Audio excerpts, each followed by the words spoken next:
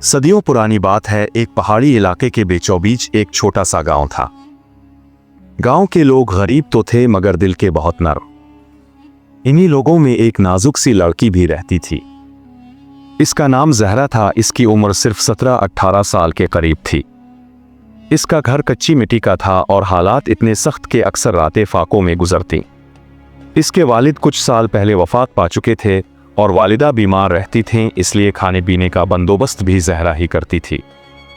गांव वालों को मालूम था कि ये लड़की बहुत बाहया, मेहनती और साबिर है, लेकिन गुर्बत इस घर के दरवाजे पर ऐसे बैठी थी जैसे कोई साया ख़त्म होने का नाम ही ना ले।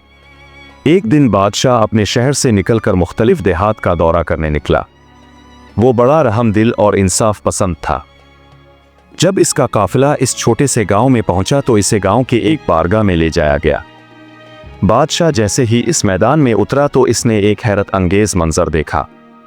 एक तरफ कुछ लोग कतारों में खड़े थे, कुछ एक दूसरे पर गिरते पड़ते आगे बढ़ रहे थे। बाज बूढ़े और बच्चे धक्के खा रहे थे। असल में इस जगह गरीबों को खैरात तकसीम की जा रही थी।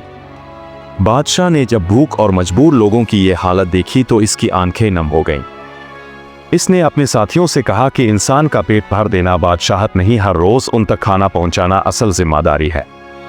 इसी वक्त इसने हुक्म दिया कि बादशाही गोदाम खोल दिए जाए, रोजाना सैकड़ों रोटियां पकाई जाएं और शाम तक गरीबों में तकसीम की जाए। बादशाह के हुक्म की देर थी कि कारीगर दौड़ पड़े। गंदुम साफ हुई, आटा गूंधा गया, बड़ी भट्टियों पर मुसलसल रोटियां पकने लगे। शाम को पूरे गांव में ठंडोरा पिटवाया गया कि आज से हर जरूरतमंद आकर मुफ्त रोटियां ले सकता है।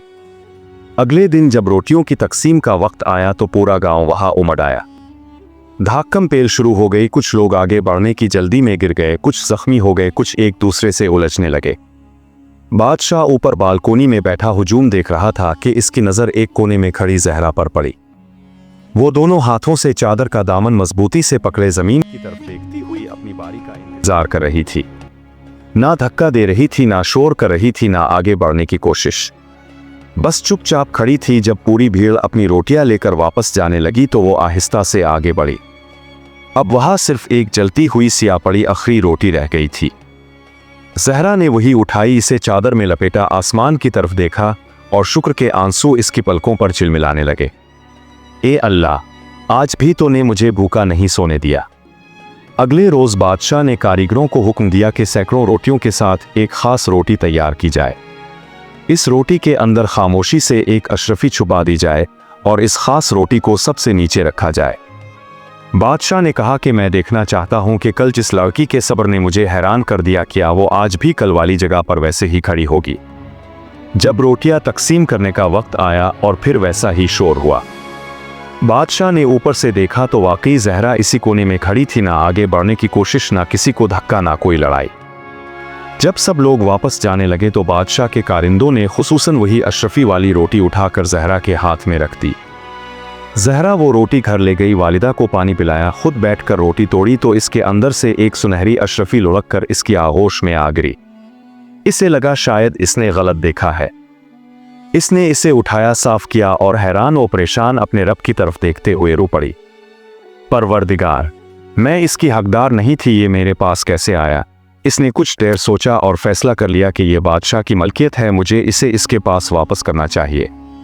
अगले दिन वो बादशाह के दरबार पहुंची। निगहबानों ने रुकवाना चाहा मगर इसने कहा कि मैं एक अमानत वापस करना चाहती हूं। इसे अंदर जाने दिया गया। बादशाह ने इसे देखा तो फौरन पहचान लिया।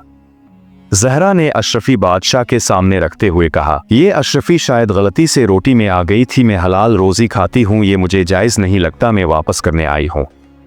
बादशाह इसके किरदार से बहुत मुतासिर हुआ। इसने अशरफी वापस ज़हरा ही को दे दी और कहा, ये तुम्हारी अमानत भी है और तुम्हारा हक भी, तुमने सब्र किया, शुक्र किया और हलाल को हराम पर तरजीह दी। बादशाह ने इसके लिए कुछ कपड़े, कुछ अनाज और एक छोटा सा वजीफा भी मुकर्रर कर दिया ताकि ज़हरा और इसकी वालिदा इज्जत से जिंदगी गुजार सके। वो रात जब बादशाह अपने महल में गया तो इसने ये वाकया मलिका को सुनाया।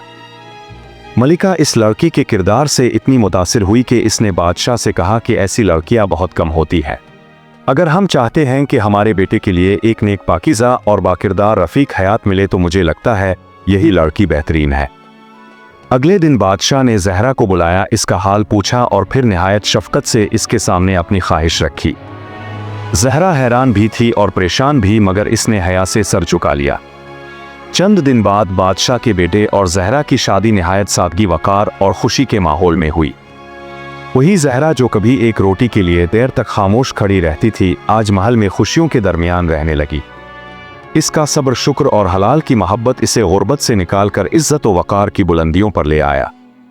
और इन गांव की वो सादा सी लड़की अल्लाह के करम और अपने सब्र के सबब महल की शहजादी बन गई।